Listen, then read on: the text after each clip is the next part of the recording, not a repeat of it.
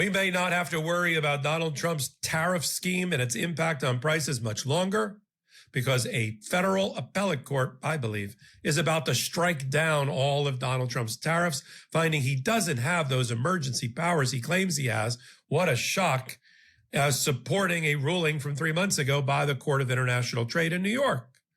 What is the Federal Circuit Court of Appeals and its 11-member bench going to do? Hello, everybody, and welcome back.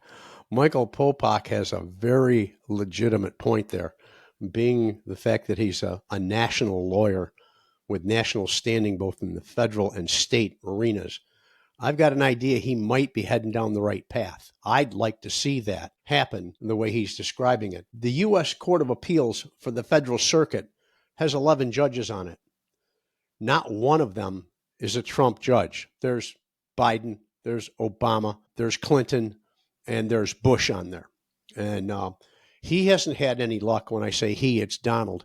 Hasn't had any luck with any of those judges, or in this particular matter, has already lost 3-0. And now the en banc panel, the full panel of 11, is about to hear his whining and moaning. And I got a feeling it's going to go the same way. And that has major implications in regards to the what they call the IEPA Act. I've got a fan out there who's barking at me about Donald's collected $600 million in tariffs through his executive orders. And yeah, maybe he has. I haven't seen the money yet. I haven't seen an official document saying that he has it or showing it. But here's the thing. The judges can come in here and say that Trump doesn't have the right to declare the IEPA Act because there's no emergency. There's no imminent attack on our country. And in that particular case, those tariffs would have to be refunded back to the importers that paid for them. So it's a losing battle. It's like he wants to throw up enough smoke so you don't see what else is going on. But I'm hoping that the panel has enough courage to go ahead and do that. Now, the big question is will it save our relationships with our allies and our frenemies, as some people refer to them? We're talking about Canada, China, Japan, the EU, South Korea. All these people had trusted us for so long, and now they've watched Donald's regime turn against them in ways they had no idea it would happen like this. Donald's greed, Donald's uneducated versions of what tariffs are, Donald's ideas of what negotiating, basically bullying people into doing what they want to do. Are they going to stick around long enough for us? It doesn't look like it. Panama is already leaning to China in regards to building more infrastructure along the canal. You notice you don't hear anything about that anymore. Donald's not barking about that anymore because that was just part of his smoke and mirrors game. The EU has decided to form their own defense group. And who is the latest member of that group? Nobody from the EU, folks. It's our own northern neighbor, Canada, who's joined the European Union's 150 billion euro self-defense fund for their military operations and for weaponizations against the United States. Canada's not going to buy from us. They already learned their lesson watching what Trump did to Ukraine when he tried to withhold their funding for a quid pro quo agreement about testifying against Biden or starting some sort of investigation against Biden. They've watched him do that. They're not going to let him do that to them. Mark Carney is a lot smarter. Mark Carney, by the way, in case you didn't know it, the Prime Minister of Canada, has served as the head of 2 international banking foundations. He's a recognized economist, along with Claudia Sheinbaum out of Mexico. And they both seem to be punching a lot of holes in Donald's cases. Look at this. And the U.S. is in the process of fundamentally changing all of its trading relationships. In a series of recent agreements, America is in effect charging for access to its economy through a combination of higher baseline tariffs, unilateral trade liberalization by its partners, and new commitments to invest in the United States. We understand that. Overall, Canada is in a strong position. Despite our size, Canada is already the second largest foreign investor in the United States. Many of our companies are essential to the complex supply chains that drive American competitiveness. And the commitment of the United States to the core of CUSMA, reaffirmed again last week, means that the average U.S. tariff rate on Canadian goods remains one of its lowest. And over 85% of Canada-U.S. trade continues to be tariff-free in both directions. To be clear, Canada remains committed to CUSMA for the stability and the prosperity it provides on both sides of the border, and will continue to engage in constructive trade negotiations with the United States in the pursuit of the best deal for both sides. And I'll be speaking more about how we can reinforce these commitments in short order. But despite our advantages, certain of our major Canadian industries are being severely impacted by U.S. trade. These strategic sectors include autos, steel, aluminum, copper, pharmaceuticals, semiconductors, and of course, softwood lumber. So while we'll continue to work with the United States on the many mutually beneficial opportunities that we share in trade and investment, it is clear that we cannot count or fully rely on what has been our most valued trading relationship for our prosperity. Okay, right around Labor Day, we should expect what's called the U.S. Court of Appeals for the Federal Circuit to make their ruling in an en banc way. All 11 members of it should make their ruling in regards to Donald Trump's claim that he can use the IEEPA Act to enforce tariffs as a president when he doesn't have the right to. Congress holds that right. And don't get me wrong, I blame Congress for a lot of what Donald's doing right now. They're allowing him to do it. It's like the parent that allows their child to act up in the supermarket and lay on the floor kicking and screaming until they get their way, and mommy and daddy eventually fold into that. That's what's going on with Congress and Donald. Okay? But about Labor Day is when the panel is expected to have some sort of an opinion on it. Okay? But basically, all that Donald is doing right now is, if you'll excuse the expression, but he's just talking shit to the world. He's just blowing stuff out there for his dog whistle base, for his MAGA mighty, for them to bite on and chew on, because there's no critical thinking in it. They don't think about what the consequences are. They don't think about the reasoning behind things. It's like saying that the immigrants are living on welfare and on the government dole, but yet they're the ones that are stealing all the white man's jobs. Well, they can't be doing both, Donald, so which one would you like it to be? Now, talking shit about what all the deals that he's making, again, this is nothing more than smoke and mirrors. Ladies and gentlemen, he does not want to release the Epstein tapes, so he's going to talk about all the money he's making and all the things that other countries are giving him because he's the top dog and he's the guy that makes the deals. So, yeah, he says that Japan is investing $550 billion. He said the EU is investing $600 billion and is guaranteed to buy $750 billion in American energy. And by the way, this clip right here says that that the $600 billion is a gift to him to spend any way he wants for the American economy. The deal that you and nobody knows it, Becky. Nobody knows it because they don't know. No, we have been trying to figure out the details on that, Mr. President. So well, there are no the details. Clarity on the that. details are $600 billion to invest in anything I want. Anything. Okay. I can do anything I want with it. BS. Now, South Korea supposedly, according to Trump, is investing $350 billion. Apple just announced a $100 billion deal with Donald Trump and the U.S. government. Isn't he one of the oligarchs? Isn't he one of the guys that wants to keep the tax relief coming to his company? Yeah. What else have we got? We got the UAE is investing $1.4 trillion for Donald. Really, Donald? Now the Gulf states say that they're going to give another $2 trillion. Don't forget, they gave Jared $2 trillion at the end of Trump's last term. Here's the thing, folks. As Donald stated, there's no details on it. You heard him say it. He said it to CNBC News, the financial group, which is where I get most of my leads from. But he said there's no details to it. In other words, there's no contract in writing. There's no formal agreement between countries. There's no documents to cover anything that he's saying. There's nothing to back him up.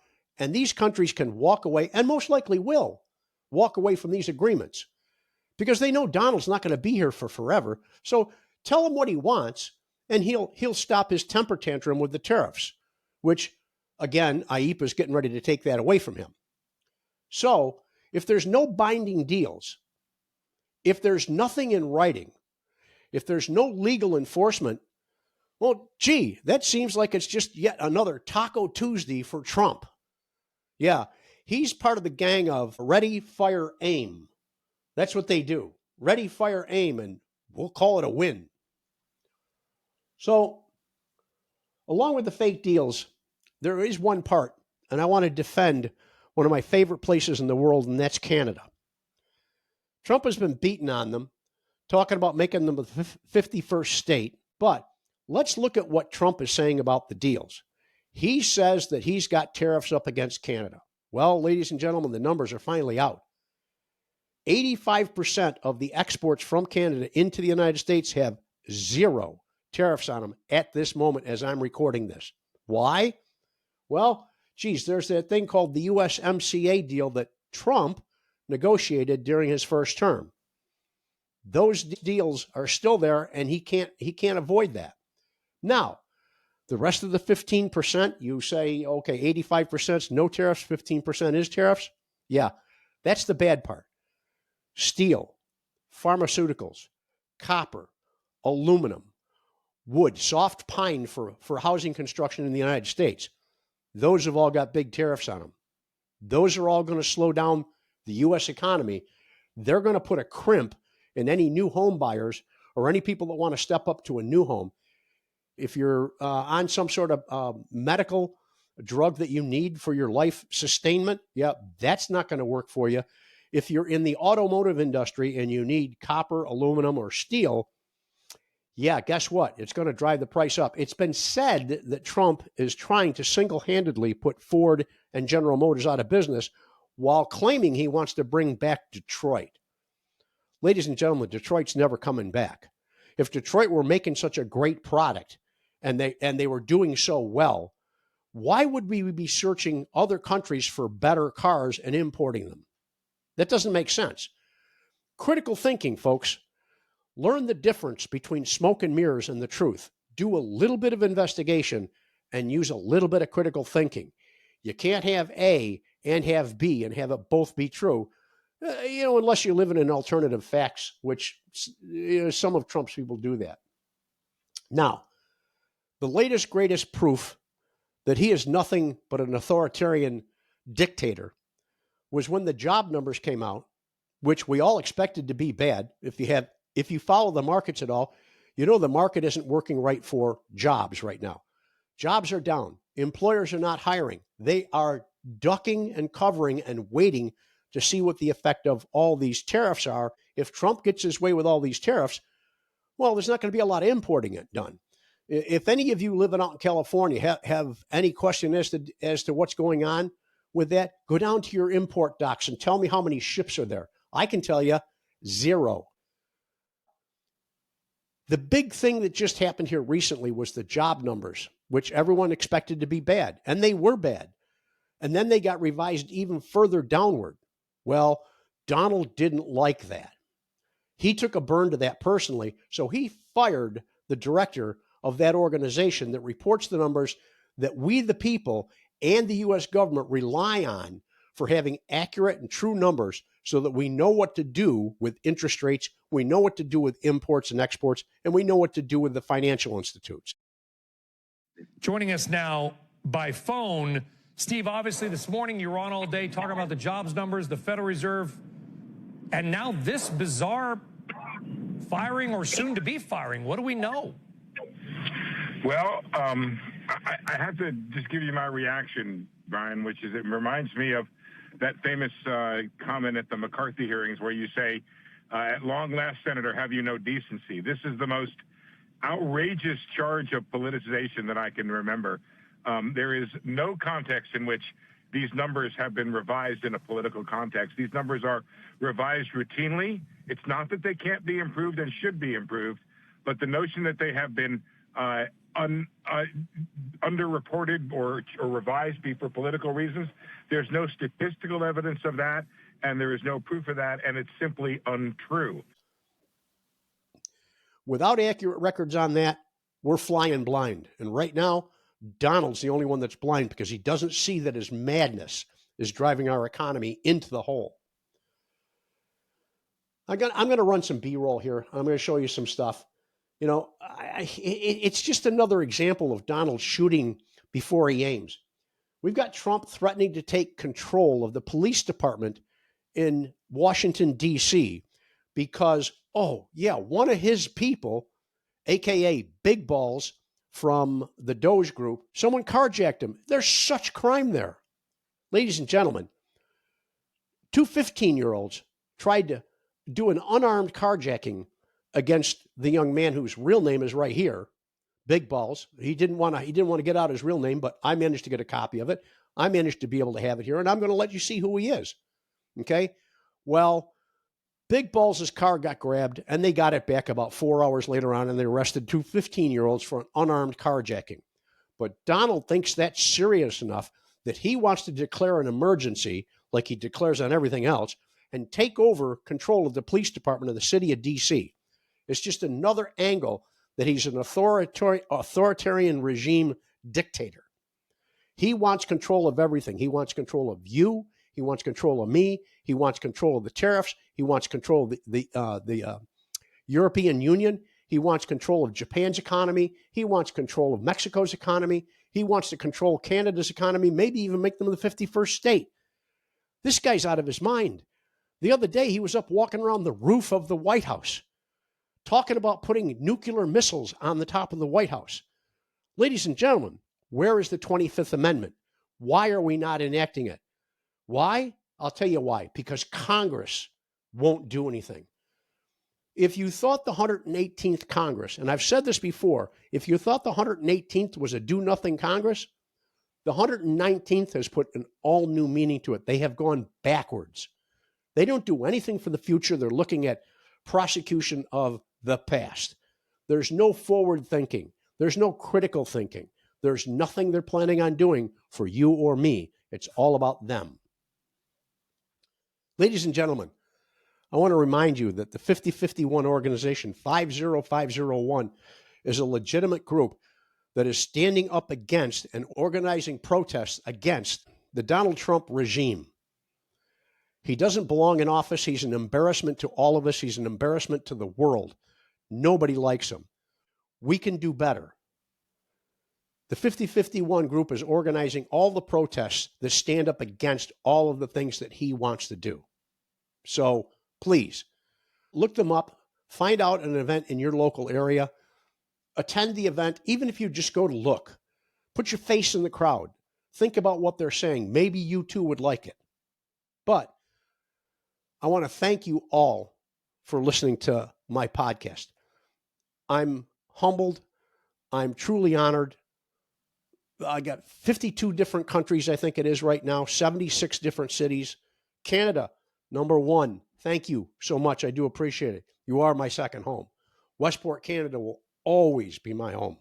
But I want to thank you all for being here, allowing me in, and listening to my crazy rant. With that, I want you all to have a wonderful evening and good night.